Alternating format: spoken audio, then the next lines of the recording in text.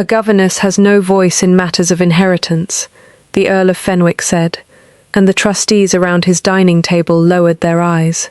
Miss Eliza Hartwell stood behind 9-year-old Edmund's chair, one hand resting on the boy's trembling shoulder. She had only asked why the quarterly accounts showed payments from his trust 3 months before the trust supposedly existed. Lord Cedric Fenwick laughed and suggested she return to spelling lessons. Even Marcus, the Earl who had hired her, ordered her from the room rather than challenge his powerful cousin. But as Eliza crossed the corridor, she smelled smoke. Inside the abandoned records chamber, flames were consuming a pile of account books. She dragged one ledger from the grate, scorching her gloves. Most of its pages had blackened, except for a single line bearing Edmund's full name, stitched beside a strip of blue binding thread. Then someone locked the chamber door from the outside. Eliza seized the brass handle and twisted it until the hot metal burned through her glove. "Open this door." No answer came from the passage. Only retreating footsteps, measured, unhurried, and too heavy to belong to a maid. Smoke rolled across the ceiling. Eliza pressed the ledger beneath her bodice, protecting its surviving pages, then snatched a wool curtain from its hooks and beat at the burning books. Sparks scattered across the floorboards. Whoever had set the fire had soaked only the ledgers stacked nearest the grate. The shelves, curtains, and correspondence boxes had been left untouched. This was not an accident spreading from a neglected coal. It was an execution. Her eyes streamed as she searched the room. Years earlier, while teaching Edmund the history of Fenwick Hall, she had noticed that its oldest rooms shared narrow service passages. A faded estate plan still hung behind the records cabinet. If the plan was accurate, a disused document hatch connected this chamber to the steward's counting room. Eliza shoved against the cabinet. It resisted, groaning over the floor, until she used the iron poker as a lever beneath its base. The cabinet shifted barely 6 inches, exposing a square wooden panel. She struck the rusted latch twice. On the third blow, it broke. She pushed the ledger through first, crawled after it, and emerged beneath a desk in the darkened counting room. By the time she reached the corridor and pulled the alarm bell, flames had begun licking beneath the records room door. Servants rushed from the dining hall with buckets. Marcus appeared among them, his dark evening coat unfastened, and disbelief sharpening his features. "What happened?" "Someone set fire to the account books and locked me inside." Marcus looked toward the chamber, then at her soot-blackened face. For one fleeting instant, concern displaced the cold authority he had shown at dinner. He caught her wrist and examined the reddened skin above her glove. "Who locked you in?" "I did not see him." Lord Cedric arrived behind the trustees. Unlike the others, he was not breathless. A grave accusation from a woman discovered alone beside a fire. "I was not discovered," Eliza replied. "I escaped." Cedric's gaze dropped to the blackened ledger beneath her arm. The composure left his face for less than a heartbeat, but Eliza saw it. Marcus saw only her refusal to surrender the book. "Give that to me." She hesitated. He had already silenced her once that evening, yet the ledger belonged to Edmund's estate, and withholding it would allow Cedric to accuse her of theft. Eliza opened it instead, intending to show Marcus the surviving entry before witnesses. The page bearing Edmund's name was gone. A ragged edge remained beside the blue thread.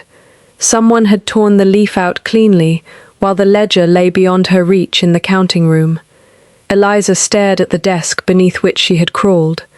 The room had appeared empty, but its outer door had been unlocked. Cedric gave a soft, pitying laugh. "Perhaps the smoke confused you." Eliza closed the ledger. A small crescent of blue wax clung beneath its rear cover, pressed flat, as though another document had recently been hidden there. The wax bore part of a crest, not the Fenwick falcon, but the unmistakable edge of a crown above a chained key. Someone had not burned the accounts merely to conceal stolen money. They had removed one particular page while she fought for her life, and they had known precisely where she would emerge. Eliza closed her fingers over the crescent of blue wax before Cedric could see it. Behind her, servants formed a chain from the courtyard pump, while smoke poured through the records room doorway. Marcus ordered the trustees back to the dining room and sent Edmund upstairs, but the boy refused to release Eliza's sleeve until she promised to visit him before he slept.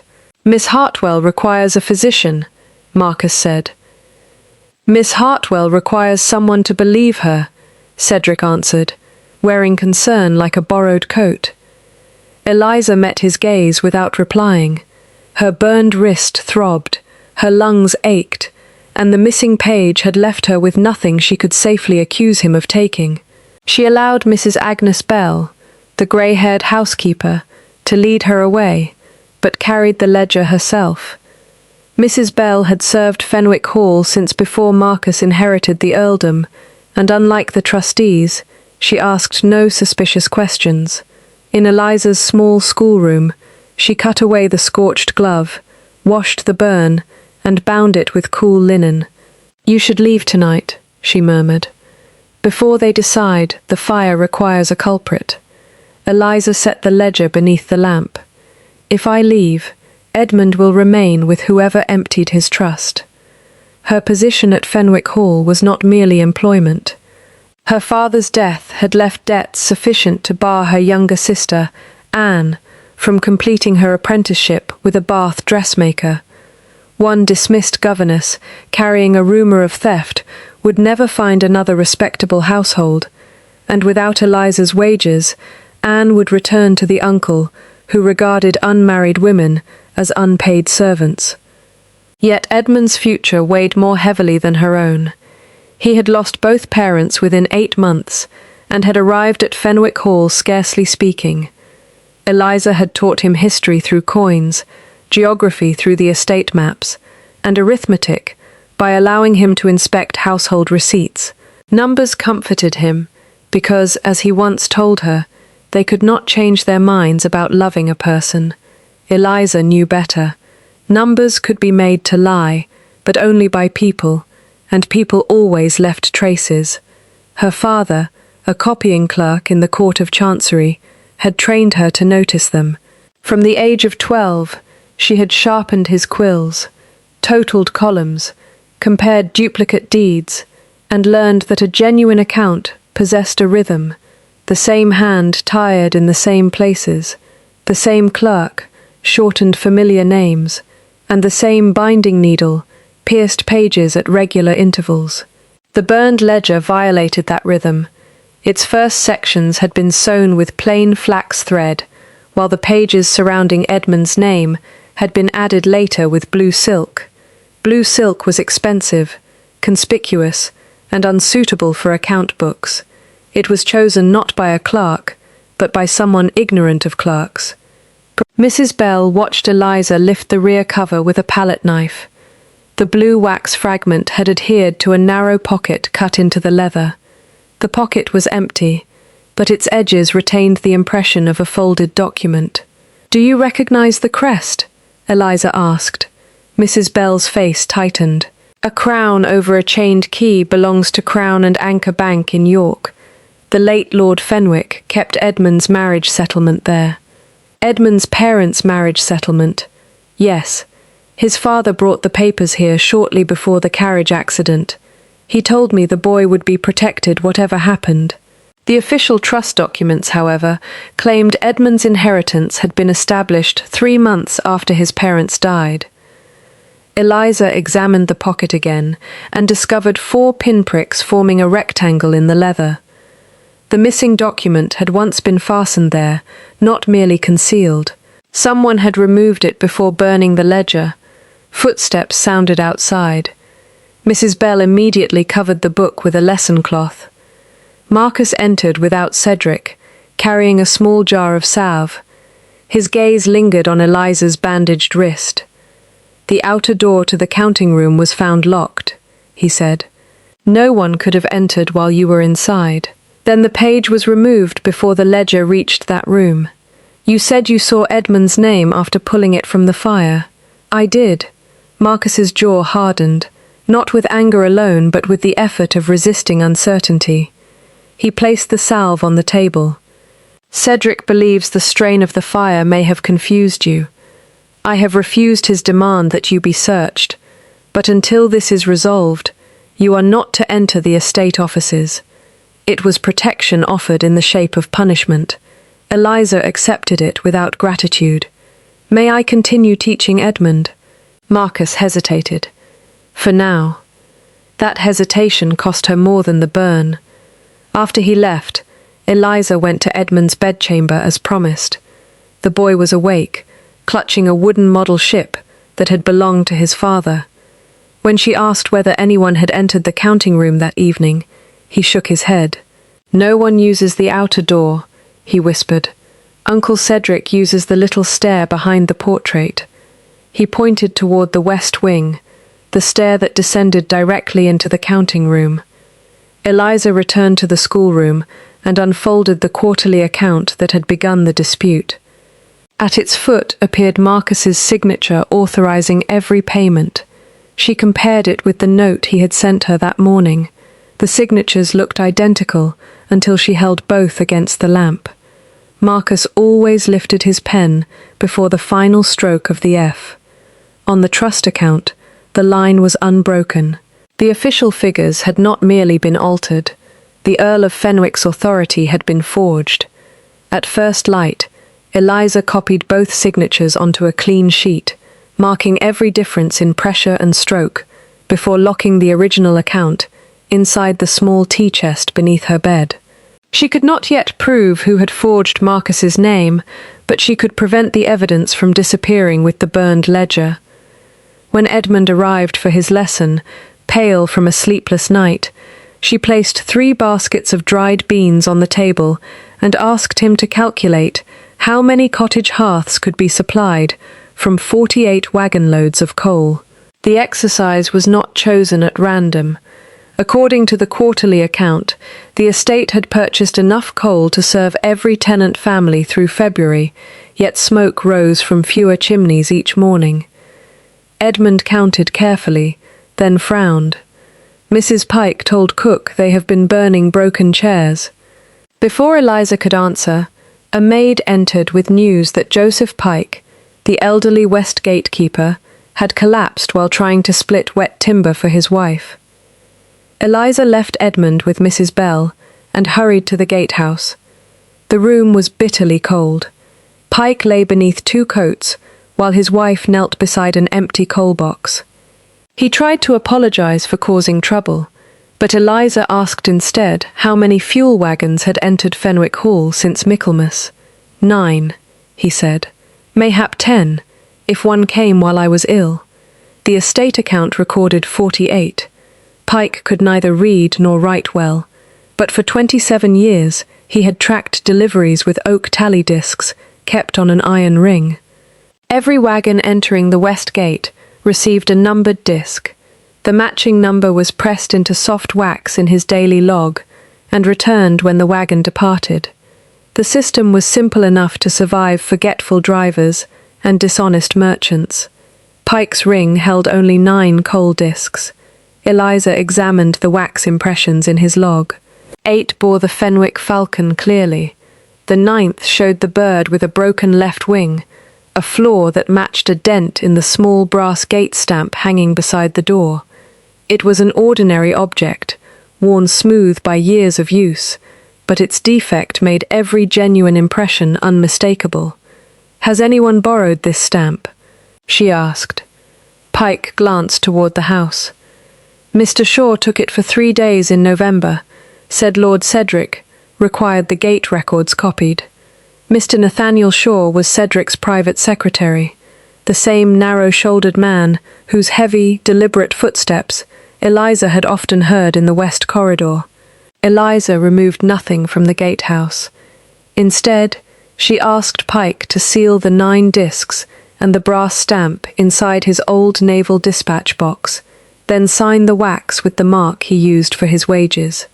Mrs. Pike witnessed it. Only after the evidence was protected did Eliza carry the log to Marcus. She found him in the stable yard, preparing to ride to a neighbouring magistrate. Cedric and Mr. Shaw stood beside him. "You were forbidden to enter the estate offices," Marcus said when Eliza placed the log across his saddle. "I entered a tenant's home. There was no coal in it." Cedric sighed. A regrettable delay by the supplier.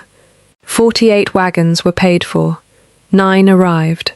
Mr. Shaw's expression did not change, but his right hand closed around the strap of his document case. Eliza showed Marcus the calculations, the wagon capacity, and the gate impressions. Her father had taught her never to offer indignation where arithmetic would suffice. The missing coal weighs 156 tons. Even if every cart carried the legal maximum, the account overstates delivery by more than £300. Marcus dismounted. Within an hour, he had sent riders to purchase emergency fuel from Ashford Colliery and ordered the estate wood stores opened. By noon, 12 tenant households received coal. By evening, every cottage housing a child, an elderly person, or an invalid had enough for 7 days. The result was visible in the columns of smoke rising across the valley. Marcus watched them from the library window, while Eliza explained the figures.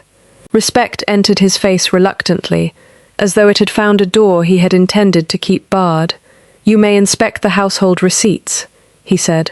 "Nothing from the trust, and nothing from the steward's office. Then you permit me to examine the least useful papers. I permit you to remain employed." The rebuke was cold, but he did not dismiss her when Cedric demanded it. That small refusal cost Marcus an invitation to join Cedric's political circle in York. Cedric made the threat with a smile, then left the room with Shaw following close behind. By supper, the household receipts had been moved from their usual cabinet to a locked closet, and Eliza's key no longer fitted. Cedric had noticed the danger she posed. Mrs. Bell, nevertheless, found a stack of discarded supplier wrappers beneath the kitchen stairs. Eliza spread them beside the copied quarterly account and compared the names of the coal merchants.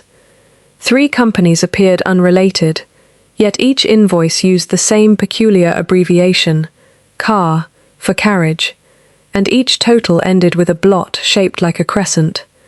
Then she recognized one company name from the charred portion of the ledger, Wren and Vale. It had received payments from Edmund's trust, the tenant relief fund, and the household account.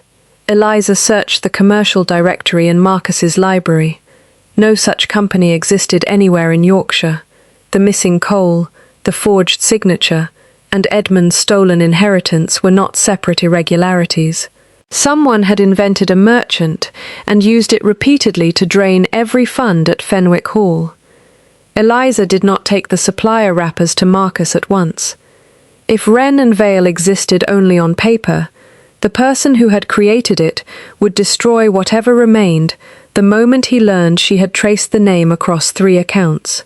More importantly, revealing the gate stamp would expose Joseph Pike as her source, and Cedric had authority over every outdoor servant except those Marcus personally protected. She copied the spelling, abbreviations, totals, and crescent-shaped blots, then returned the wrappers to Mrs. Bell's keeping. The next morning, Eliza asked Edmund to accompany her to the village, under the respectable purpose of distributing spelling books.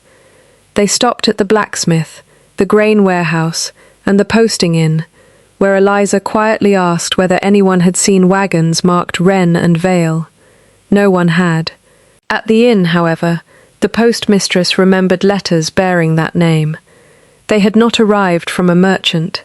They had been placed directly into the outgoing bag by a gentleman's servant from Fenwick Hall.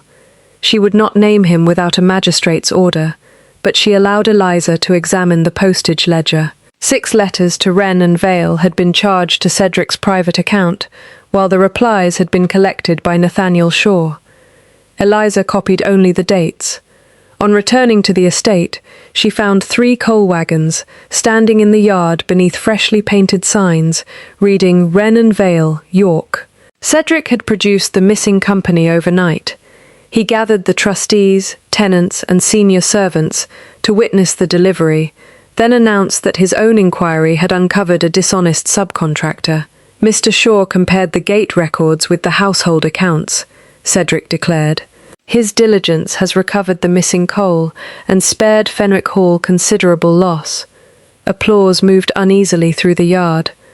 Shaw accepted it with his document case tucked beneath his arm. Eliza stood beside Edmund, saying nothing. She could expose the falsehood, but doing so would reveal Pike's hidden evidence before it was secure. Cedric glanced toward her, expecting either anger or surrender. She gave him neither. Marcus arrived, as the first wagon was unloaded. He listened to Cedric's explanation, then walked to the nearest cart and lifted a lump of coal. "Which seam produced this?" he asked. Shaw hesitated. "The northern seam, my lord." "Which northern seam?" "The York seam." Marcus turned the coal in his hand. "York is a city, Mr. Shaw, not a seam." He looked at Eliza. "Miss Hartwell, you appear unconvinced." Every face in the yard shifted toward her. "The coal is real," she said. "The explanation is not." Cedric's smile thinned. Eliza pointed to the wagon wheels. Their rims were coated in pale chalk dust, not the black mud surrounding the northern collieries. The carts had come from the limestone road east of Fenwick Hall, most likely from Ashford, the same supplier Marcus had hired the previous day. Fresh paint could disguise a wagon's owner, but not the road it had travelled. Marcus questioned the driver, who finally admitted that Shaw had paid him that morning to repaint the signs and pretend the overdue shipment had arrived from York. Cedric immediately blamed his secretary. Shaw bowed his head and claimed he had acted to protect the family from embarrassment. Then why were letters to Wren and Vale charged to Lord Cedric's account? Eliza asked. Silence fell. Cedric answered that Shaw handled his correspondence and must have misused the privilege. His explanation was plausible enough to prevent an immediate accusation, but Marcus's expression changed. He had begun comparing Cedric's certainty with Eliza's method, and the contrast did not favour his cousin. Cedric responded by demanding Pike's dismissal for failing to report the missing wagons sooner. Eliza could have remained silent and preserved her own safety. Instead, she admitted that Pike had maintained accurate tallies and that she had instructed him to secure them. Cedric accused her of encouraging servants to conceal estate property. "If there is punishment," Eliza said, "it belongs to me." Marcus studied her soot-marked glove, which she still wore to protect her healing hand. "There will be no punishment for preserving evidence." His voice carried across the yard. "Pike remains at his post." Cedric's face hardened, but Marcus was not finished. He ordered the false signs removed and required Shaw to repay the cost of the deception from his salary. It was the first time Marcus had publicly chosen Eliza's judgment over his cousin's authority. Later, in the schoolroom, he brought her the estate's commercial directory and placed it beside her papers. "You knew the wagons were false before I asked. I suspected, yet you waited. A correct conclusion reached carelessly can destroy the witness who made it possible."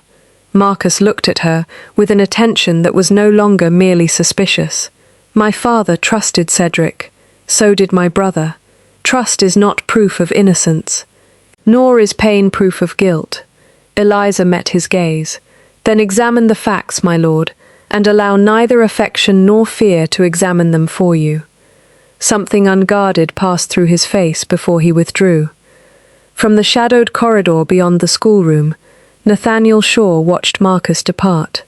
That night he entered Cedric's chamber and placed Eliza's copied signature sheet on the desk.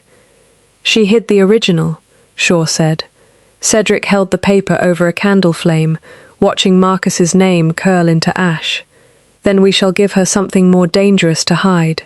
Before breakfast the following morning, 2 constables arrived from Fenwick village, accompanied by Mr. Harcourt, the local magistrate. Eliza saw their carriage from the schoolroom window and knew at once that Cedric had moved more quickly than she had expected. Mrs. Bell entered moments later, white-faced and carrying Eliza's tea-chest. Its small brass lock hung broken from the clasp. "They found this in the passage outside Lord Marcus's study," she whispered. "Mr. Shaw says you dropped it while leaving the room after midnight." Eliza had not left her chamber after retiring, but the claim had been prepared with care. A footman named Samuel swore that he had seen a woman in a dark governess's dress crossing the West Gallery shortly after 1 o'clock. He had not seen her face, yet Cedric had already persuaded him that no other woman in the household wore plain black merino. Marcus stood beside the cold library hearth when the constables brought Eliza before him. The trustees had been summoned again, ensuring that whatever happened would acquire both witnesses and rumour. On the desk lay the quarterly account she had hidden, the missing Fenwick seal, and a bank draft for £8,000 payable to Wren and Vale. All 3 had been discovered inside her tea-chest. The draft bore Marcus's forged signature. "Tell them the truth," Edmund cried from the doorway before Mrs. Bell could lead him away. "Miss Hartwell would never steal from me." Cedric knelt beside the boy with a sorrowful expression. "She gained your affection precisely so no one would suspect her." Eliza's anger sharpened into stillness. The accusation explained the fire, her knowledge of the accounts, her visits to the village, and even her effort to preserve the gate records. A governess, burdened by family debt, had supposedly invented a merchant, forged the Earl's authority, removed money from the heir's trust, then burned the ledgers and blamed respected gentlemen when discrepancies emerged. It was not merely plausible. It used every honest action she had taken as evidence of guilt. Mr. Harcourt asked whether the items belonged to her. "The account does," Eliza said. "I removed it because Lord Fenwick's signature had been forged. The seal and draft were planted." Cedric produced a letter addressed to Anne Hartwell in Bath. It stated that Eliza would soon send enough money to clear every family debt and establish Anne in her own business. The handwriting imitated Eliza's with uncomfortable accuracy, though the loops were too elegant and the spacing too regular. "That is not my letter. Your sisters need supplies motive," Cedric replied. "Your training under your father supplied the skill." Marcus picked up the draft. "Why did you conceal the account rather than bring it to me?" "Because a page had already vanished under your roof. You believed me incapable of protecting it. I believed someone close enough to forge your name could also reach your desk." The answer wounded his pride at the moment she most needed his judgment. His face closed. When Eliza requested permission to examine the draft, Cedric objected that a suspected forger must not handle evidence. Marcus agreed. That single decision stripped her of the only language in which she could defend herself. Joseph Pike was called from the gatehouse. Cedric asked whether Eliza had instructed him to hide estate property, and fear overcame the old man's loyalty. Looking at the floor, Pike admitted that she had. He did not explain why. Mrs. Pike had been threatened with removal from their cottage if her husband contradicted a member of the family, and Eliza recognized the terror in his silence. She could expose the threat only by forcing him to speak before the man who controlled his home. Instead, she said, "Mr. Pike acted under my direction. He bears no responsibility." Cedric seized upon the admission. Mr. Harcourt announced that forgery of a financial instrument was an offence too grave to dismiss within the household. Marcus could surrender Eliza to the village lockup immediately, or accept personal responsibility for confining her until a formal hearing. Eliza expected him to choose the law. Instead, he ordered the north guest chamber secured and placed a guard outside it. It spared her the public humiliation of irons, but it also separated her from Edmund, the accounts, and every witness she might protect. "You once told me that trust was not proof of innocence," Marcus said quietly as the others departed. "Now you ask me to make it so. No, I ask you to examine the draft before fear decides what the facts mean." He looked toward Cedric, then away. "Until the hearing, you will remain confined." Eliza entered the north chamber without resistance. The constable permitted her to carry only a handkerchief and the salve Marcus had given her. Hidden inside the bandage around her wrist was the crescent of blue wax from the burned ledger.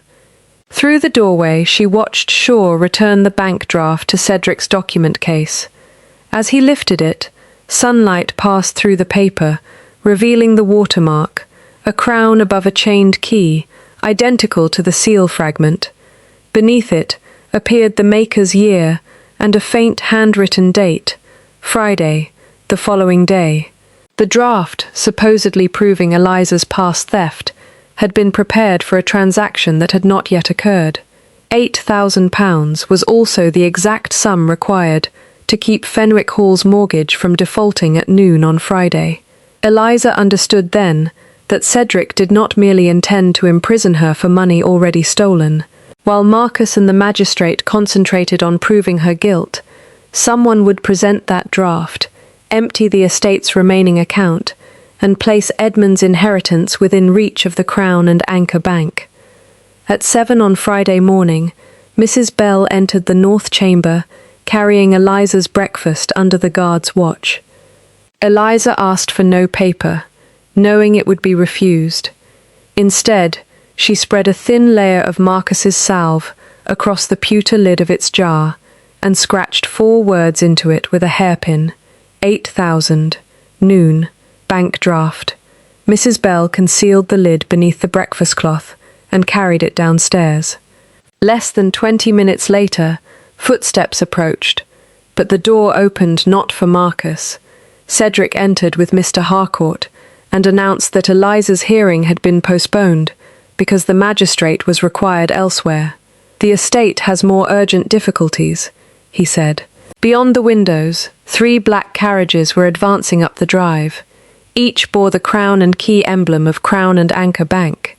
Bank officers entered Fenwick Hall, carrying an assignment of mortgage, an inventory order, and authority to place the estate's liquid assets under receivership if £8,000 were not paid by noon. The debt had originally belonged to the bank, but the documents now named Wren and Vale as its lawful purchaser. Cedric expressed astonishment so polished that it confirmed Eliza's suspicions more effectively than panic would have done. By 8 o'clock, bank clerks were sealing the silver room, grain stores, stable accounts, and tenant payment chest. Farm workers gathered in the courtyard, demanding wages. The estate steward refused to release seed grain without the receiver's permission, while the receiver refused because every sack had become security for the debt. If planting was delayed even 3 days, dozens of tenant families would lose their autumn crop. Mr. Harcourt examined the papers and declared them valid on their face. They carried the Fenwick seal, Marcus's signature, and a bank registration number. A magistrate could not simply disregard a commercial instrument because a governess accused of forgery questioned it. Marcus demanded to see the original mortgage assignment, but the receiver possessed only an authenticated bank copy. The original, he said, remained in the York vault. At 8:30, Marcus entered the north chamber alone. "You knew they were coming." Eliza pointed to the blue wax hidden inside her bandage. "I knew the draft was prepared for today. I did not know the mortgage had already been assigned." He placed the disputed draft on the table, having taken it from Cedric's case. "Show me what I refused to let you examine." The watermark became visible when Eliza held the paper against the window. The handwritten date beneath the crown and key emblem corresponded not to the date of payment, but to the date on which the numbered paper had been issued by the bank. The sheet had left the York branch only 4 days earlier, yet the draft claimed to have been signed by Marcus 6 weeks before. "It is impossible," Eliza said. "The paper did not exist when you supposedly signed it." Marcus stared at the date, then closed his eyes briefly. His refusal to let her touch the draft had allowed the lie to stand before the magistrate. "Can you prove how the paper was issued?" "The bank's daybook will record its number, the clerk who released it, and the customer who received it, if the entry survives. And if it does not, then we need the original settlement your brother deposited there. The pocket in the burned ledger carried the bank's seal."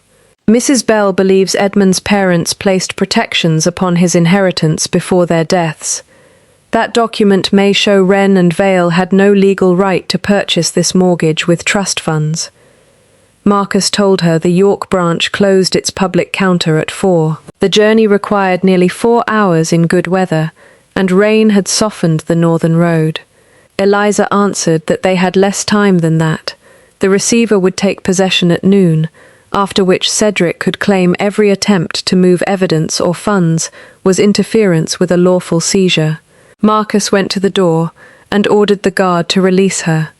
The constable protested that Eliza remained accused of a serious crime. "Then place the responsibility upon me," Marcus said. "She travels under my authority." Cedric confronted them in the great hall before the assembled trustees and servants. He warned that Marcus was risking his title, his political standing, and Edmund's future upon the word of the woman accused of robbing them. Marcus did not deny the danger. "I silenced Miss Hartwell when she first showed me an inconsistency. I will not repeat that error, merely because you have made the cost of listening greater." It was not yet an apology, but it was the first public admission that the harm had begun with his choice. He ordered the receivers barred from Edmund's nursery and the tenants-occupied cottages, though he lacked authority to prevent the sealing of commercial stores. Then he placed the disputed draft in Eliza's hands before every witness. Cedric's face lost its composure. As Marcus prepared the fastest carriage, Eliza asked Mrs. Bell to send Joseph Pike's sealed dispatch box by a separate rider to Mr. Harcourt. If she and Marcus failed to return, the gate tallies and defective brass stamp would remain beyond Cedric's reach. She also instructed Edmund to remember every date she had taught him, but to speak to no one except Mrs. Bell. Shortly before 9, Eliza and Marcus left Fenwick Hall with the draft, the blue wax fragment, and the burned ledger. Rain struck the carriage roof as the horses turned toward York. Behind them, the bank receiver raised his watch and announced that at noon the Fenwick accounts would be frozen, the grain stores surrendered, and Wren and Vale recognized as master of the estate's debt. Ahead waited a bank that might already have destroyed the only record capable of proving who had created that company.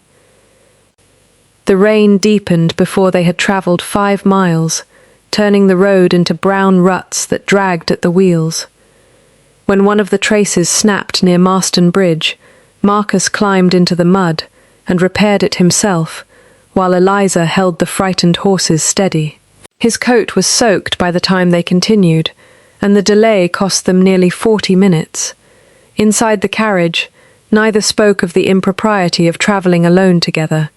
Reputation had become one more weapon Cedric could use, but silence would not make the danger smaller. Eliza opened the burned ledger across her knees and studied the empty leather pocket. The 4 pinpricks matched the corners of a bank fastening used to secure registered copies of settlements. The blue silk thread running through the added pages had not been chosen at random. It was the same color Crown and Anchor used to bind private trust schedules. "The ledger was altered to hold a bank document," she said. "Someone removed the schedule, inserted pages around it, then burned the book to make the alterations appear old." Marcus asked why Edmund's name had appeared on the surviving page. "Because the person who added it copied part of the genuine schedule into the false accounts. He needed enough truth to make the forgery withstand a hurried inspection." Marcus looked through the rain-streaked window. "Cedric brought me every account after my brother died. I signed whatever he placed before me." His admission carried no attempt to excuse himself.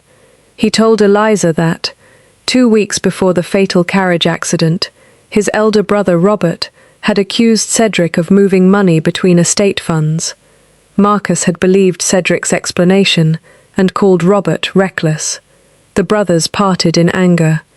After Robert and his wife died, Cedric remained beside Marcus through the inquest, the funeral, and Edmund's months of silence.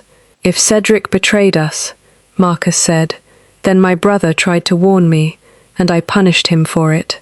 Eliza understood why he had resisted the truth, but understanding did not soften her answer.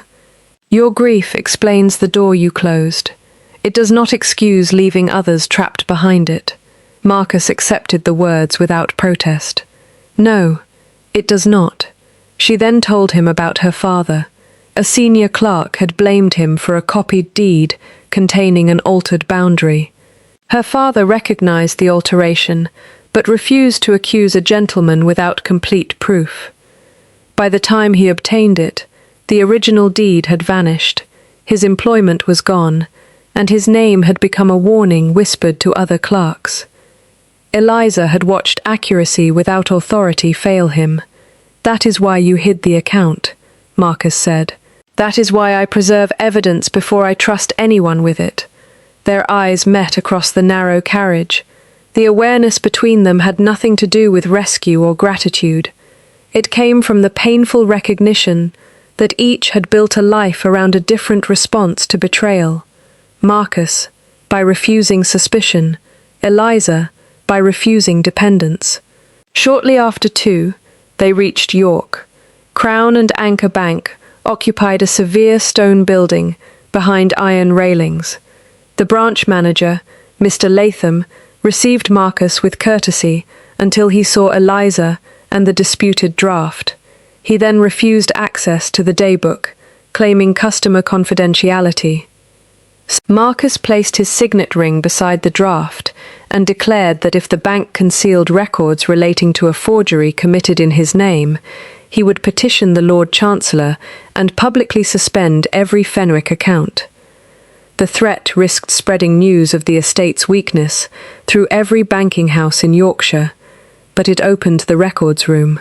The numbered daybook revealed that the blank sheet used for the £8,000 draft had been issued on Monday to Nathaniel Shaw. The entry was unmistakable. Shaw had signed his own name, then charged the paper and registration fee to Lord Cedric's private account. Eliza copied the entry twice, while Marcus and a junior clerk witnessed each copy. Mr. Latham refused to surrender the book, but he could not deny what stood upon the page. In the private vault register, they found a second entry, dated 11 days before Robert's death. It recorded a sealed marriage settlement and trust schedule, deposited jointly by Robert Fenwick and his wife, naming Edmund as beneficiary. The packet number matched a faint reversed number pressed into the blue wax fragment Eliza had saved. Mr. Latham reluctantly brought the packet from the vault. Its outer wrapper remained intact, but the blue silk cord had been cut and retied. Inside lay the marriage settlement, the trust protections, and a schedule of property, but the final page listing the appointed trustees had been removed. Without that page, Cedric could argue that he possessed authority to assign the mortgage. Eliza examined the cut cord. One half remained tied beneath the original seal, carrying a pattern of 3 dark scorch marks. The blue thread in the burned ledger carried the matching 3 marks. The missing trustee page had been transferred from the bank packet into the ledger's hidden pocket before the fire. The charred ledger and the intact seal therefore authenticated one another. Marcus requested immediate custody of the packet, but Mr. Latham refused, because a written order had been filed that morning, requiring the bank to retain it until the mortgage dispute was resolved. The order bore Marcus's forged signature. They possessed powerful proof but nearly all of it remained inside a bank, controlled by men willing to accept false instructions. Eliza secured certified copies of the daybook entry and vault register beneath the lining of her reticule, then wrote a second account from memory and gave it to Marcus. As they left, she noticed the junior clerk standing at an upper window. He was not watching them. He was watching a mounted messenger depart through the rear gate at a gallop, carrying a Crown and Anchor dispatch case toward the road to Fenwick Hall. Mr. Latham had sent Cedric warning that they had found the trust. Marcus ordered fresh horses for the return journey, but before they left York, bells began ringing behind them. Smoke rose above Crown and Anchor Bank. A clerk ran into the street, shouting that a lamp had overturned inside the records room. Eliza knew the timing was no accident. The daybook, vault register, and original trust packet were all kept in that room. Marcus turned the carriage back, but bank guards barred the entrance, while Mr. Latham announced that no customer would be admitted during the emergency. Through an upper window, Eliza saw flames consuming a single cabinet, while the surrounding shelves remained untouched. It was the same controlled destruction she had witnessed at Fenwick Hall. By the time the fire was extinguished, Mr. Latham claimed the relevant records had been lost. He also denied having certified any copies for Eliza. The junior clerk who had witnessed them could not be found. Marcus demanded a search, but the manager threatened to charge him with interfering in bank operations. They left before dusk, with the copies concealed separately, one beneath Eliza's reticule lining, and the other inside Marcus's boot. At the western toll gate, constables stopped their carriage under a warrant issued by Mr. Harcourt. Cedric had accused Marcus of removing a prisoner from lawful confinement and stealing private bank records. The search was thorough enough to suggest that someone had described every hiding place. Eliza's reticule was cut apart, and the certified copy was discovered beneath its lining. Marcus's copy was found minutes later. Cedric's messenger had carried more than a warning. He had carried instructions. The constables returned them to Fenwick Hall shortly after midnight. The great hall had been arranged like a courtroom. Cedric stood beside Mr. Harcourt, the trustees, the bank receiver, and several neighbouring landowners whose presence ensured that the scandal would spread by morning. Edmund had been removed to the Dower House under Cedric's temporary supervision. Mrs. Bell was forbidden to accompany him. Joseph Pike's dispatch box had reached the magistrate, but Cedric claimed the tally discs and defective stamp proved only that coal had failed to arrive, not who had stolen the payment. Mr. Latham had sent a sworn statement declaring that Eliza attempted to copy restricted records and that Marcus threatened the bank when she was refused. The certified extracts were denounced as forgeries created with the same skill used upon the £8,000 draft. The surviving originals, the daybook and trust packet, had conveniently burned. Cedric then produced a petition asking the trustees to remove Marcus from control of Edmund's property until his conduct could be examined. "You have endangered the estate for a woman already accused of robbing it," he said. "You travelled alone with her, threatened a respected bank, and concealed documents upon your person. Whatever affection has clouded your judgment, the boy must not pay for it." Marcus could have protected his position by surrendering Eliza. Mr. Harcourt offered him the choice plainly. If Eliza were committed to York Gaol pending trial, the petition against Marcus would be delayed. If he insisted upon securing her release, he must post a bond equal to the disputed amount and temporarily relinquish management of the estate. Marcus signed the bond. He pledged his unentailed London house and the income from his maternal lands, then surrendered the estate keys before every witness. Cedric's triumph was immediate.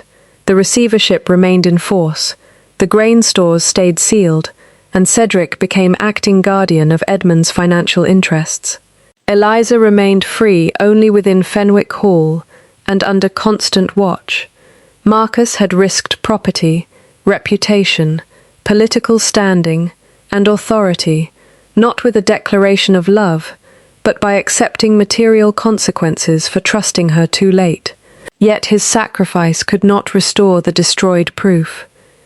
In the deserted schoolroom, Eliza laid the burned ledger beside the bank copies that Mr. Harcourt had returned after marking them disputed.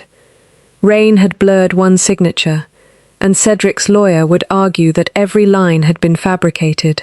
Marcus stood at the window, stripped of the signet ring he had surrendered with the estate keys.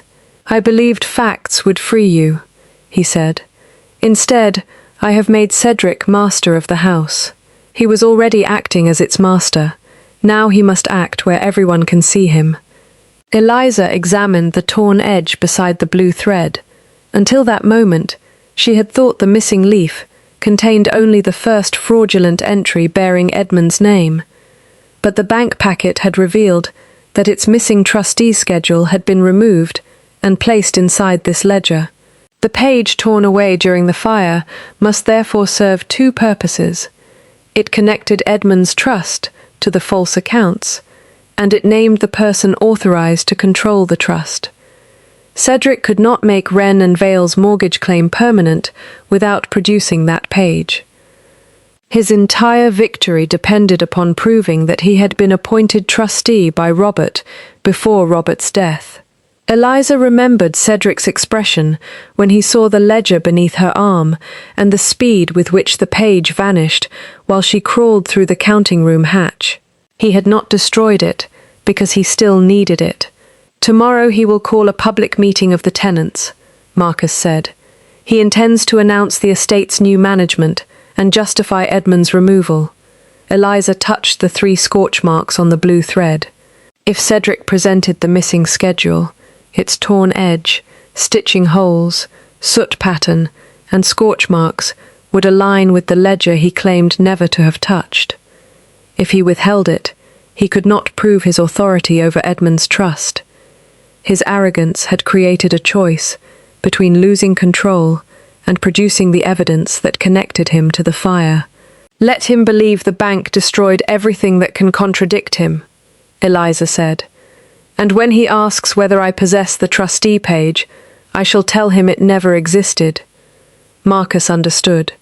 Cedric's contempt for a governess had driven him to steal credit, manufacture evidence, and silence witnesses. In front of the tenants, trustees, bank officers, and magistrate, Eliza would give him one final opportunity to demonstrate that she had no voice. To defeat her publicly, he would have to reveal the page only the man who locked her inside the burning chamber could possess. Before dawn, Eliza and Marcus arranged what little protection remained within their power. Mrs. Bell returned to the dower house with 2 senior maids and written instructions that Edmund was not to be brought to the public meeting, regardless of any order bearing Cedric's name. Joseph Pike's dispatch box remained in Mr. Harcourt's custody, its wax seal unbroken. The burned ledger stayed with the magistrate as disputed evidence, while Eliza gave Marcus the blue wax fragment to conceal inside the lining of his coat. She then sent a brief message to the village postmistress, asking her to bring the postage ledger and say only what she had personally recorded. By 10 o'clock, tenants, servants, trustees, bank officers, and neighbouring landowners filled Fenwick Hall's great chamber. Cedric stood upon the raised dais with the estate keys at his waist, and Nathaniel Shaw at his right hand. The receivers displayed notices announcing that Wren and Vale now controlled the mortgage, and that rents must henceforth be paid through Cedric's office. Marcus entered without title's privilege, taking a place among the trustees, rather than at the head of the room. Eliza stood beside Mr. Harcourt under the constable's watch. Cedric attacked first. He described her as a calculating servant who had exploited a grieving child, forged financial instruments, started the records room fire, and seduced an earl's judgment to escape justice. Murmurs moved through the crowd. "A governess has no authority over inheritance," Cedric concluded, repeating the humiliation with which the scandal had begun. She has produced no genuine trust schedule, because no such page ever existed. Eliza allowed the room to settle before answering. On that point, my lord, we agree. I possess no trustee page. The bank possesses none. The burned ledger contains none. If you claim authority over Edmund's trust, you cannot prove it. Cedric had expected accusation, not surrender. His hand tightened around the estate keys. Marcus remained silent, though every instinct urged him to defend her. The trap required Cedric to believe her evidence exhausted. Cedric declared that Robert Fenwick had appointed him trustee shortly before his death, and that the original schedule had been entrusted to him privately. From his document case, Shaw produced a folded, smoke-stained page, tied with blue silk thread. Cedric held it before the trustees. It named him sole acting trustee if Robert and his wife died before Edmund reached his majority. Mr. Harcourt asked where it had been kept. Among Robert's private papers, Cedric replied. It has never left my possession. Eliza asked that the answer be entered into the magistrate's written record. Cedric agreed confidently. Only then did she begin with the dates.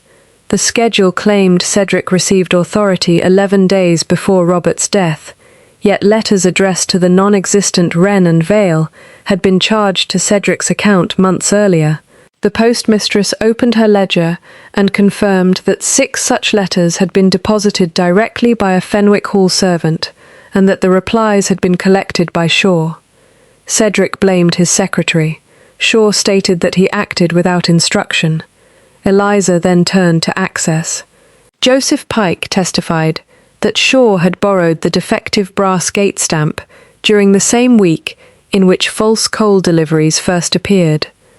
The wax impressions attached to 3 Wren and Vale invoices showed a falcon with an unbroken wing, while every genuine delivery recorded at Fenwick carried the stamp's distinctive damaged wing.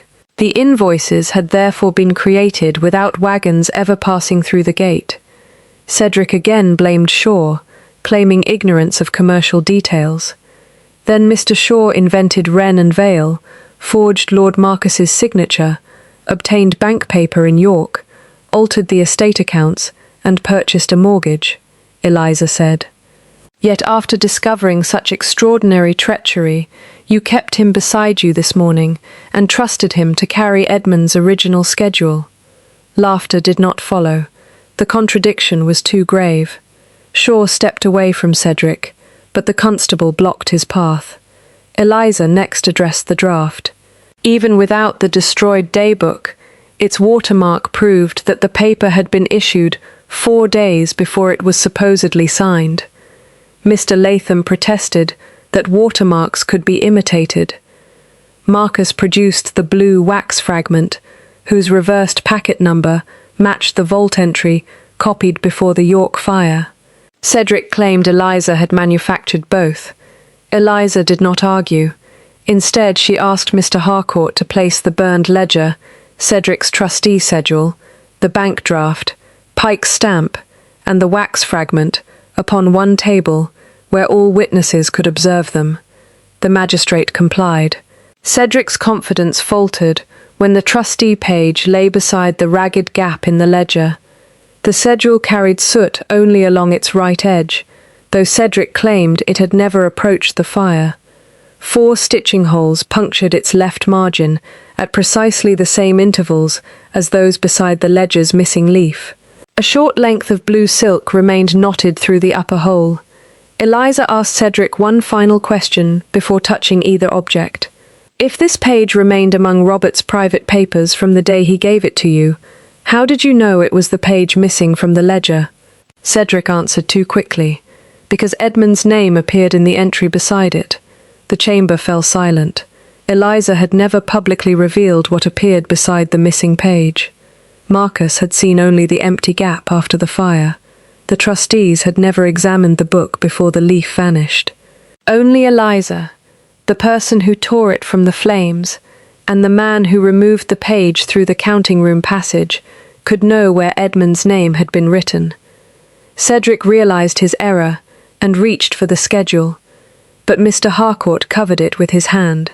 Eliza lifted the burned ledger, aligned its torn binding toward the page Cedric claimed had never entered the records chamber, and prepared to show the room what the matching thread, soot, punctures, and paper edge would prove. Eliza placed the trustee schedule against the torn edge of the ledger. The fibers joined perfectly.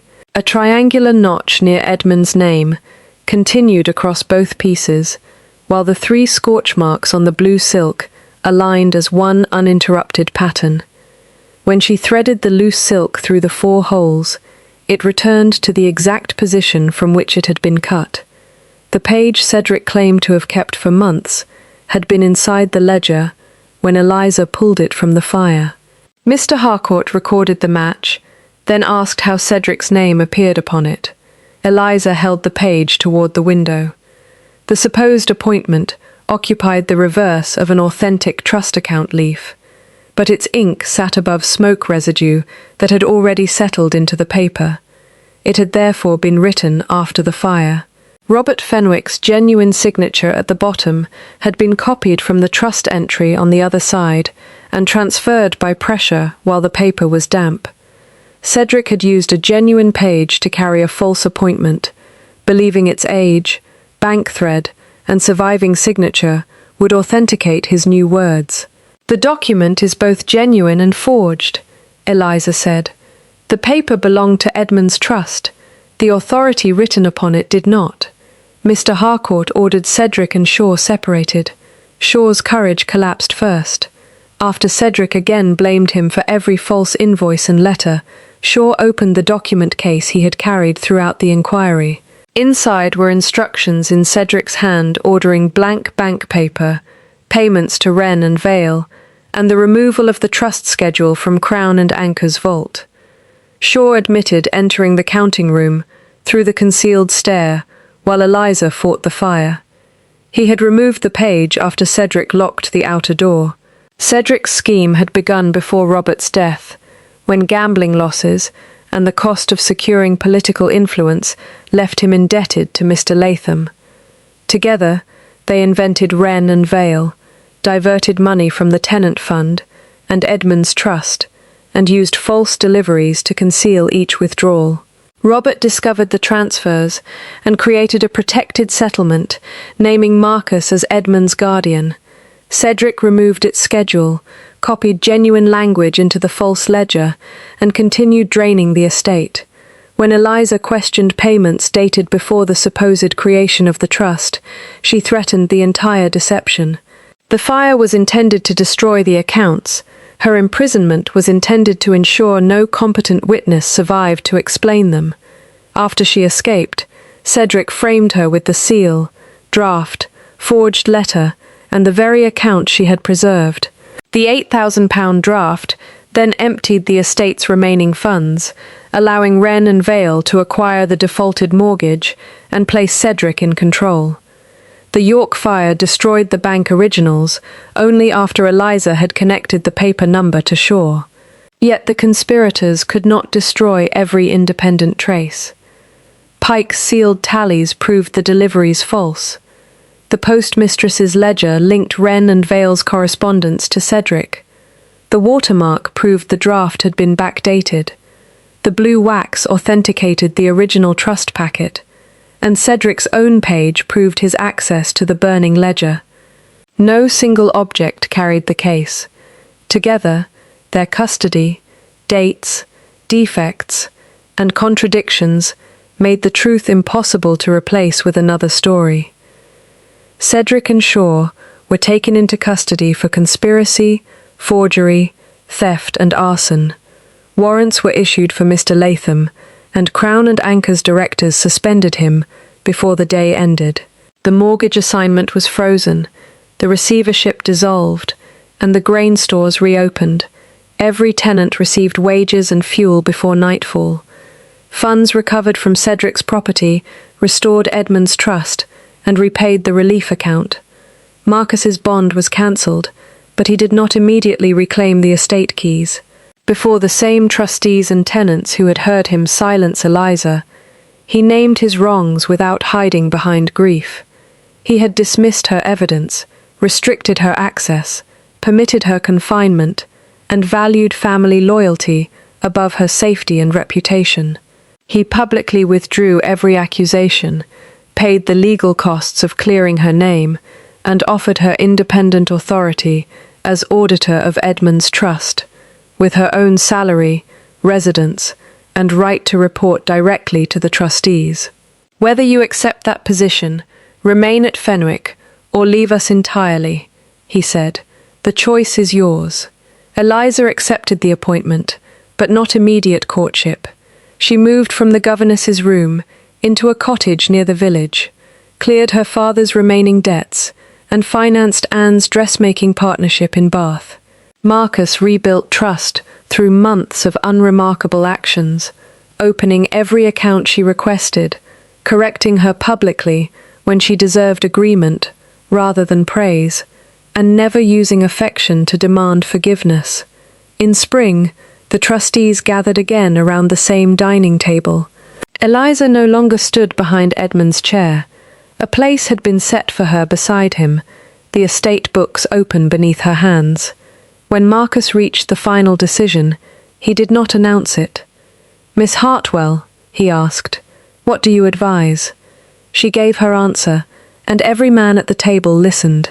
Afterward, beneath the budding lime trees, Marcus asked whether she would permit him to court her, not as her employer or protector, but as a man still learning to deserve her trust. Eliza placed her healed hand in his. "You may begin," she said. He did not lead her toward the house. They walked back together, matching their steps, while Edmund waited at the open door, with the restored ledger in his arms.